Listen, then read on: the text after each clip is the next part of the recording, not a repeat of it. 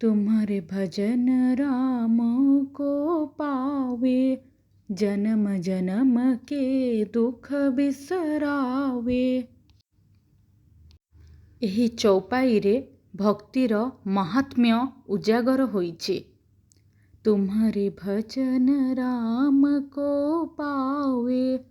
ଏହି ଶବ୍ଦମାଳା କେବଳ ଏକ ପଦ୍ୟ ନୁହେଁ, ଏହା ଭକ୍ତିର ସାର ତତ୍ତ୍ୱ।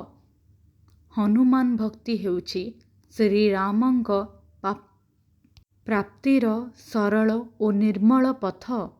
ଯେଉଁ ଭକ୍ତ ନିଜ ହୃଦୟର ଅହଙ୍କାର, ସନ୍ଦେହ ଓ ଭୟକୁ ତ୍ୟାଗ କରି ଶ୍ରଦ୍ଧା ଭାବରେ ପବନପୁତ୍ରଙ୍କୁ ସ୍ମରଣ କରେ, ସେ ଦେବୀୟ କୃପାର ଅଧିକାରୀ ହୁଏ।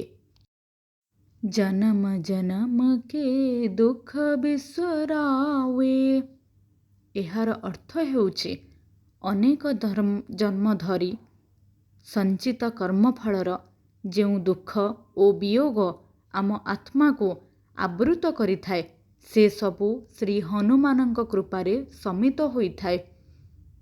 ଶ୍ରୀ ହନୁମାନଙ୍କ ଭକ୍ତି କେବଳ ସମସ୍ୟାର ସମାଧାନ ନୁହେଁ, ଏହା ହୃଦୟର ଶୁଦ୍ଧୀକରଣ। ଏହା ଆତ୍ମାକୁ ଭୟରୁ ମୁକ୍ତ କରେ, ମନକୁ ଦୃଢ଼ତା ଦେଇଥାଏ ଓ ଜୀବନକୁ ଧୈର୍ଯ୍ୟ ଓ ଶାନ୍ତିର ଆଲୋକରେ ପ୍ରଦୀପ୍ତ କରେ। ଆସନ୍ତୁ ଆମେ ଏହି ଚୌପାଇର ମନ୍ତ୍ରତ୍ୱକୁ ଅନୁଭବ କରିବା। ନିଷ୍ଠା, ନମ୍ରତା ଓ ଶୁଦ୍ଧ ଭାବନା ସହିତ ଯଦି ଆମେ ଭଜନ କରିବା, ତେବେ ଶ୍ରୀରାମଙ୍କ କୃପା ସ୍ୱୟଂ ଆମ ଜୀବନକୁ ସ୍ପର୍ଶ କରିବ।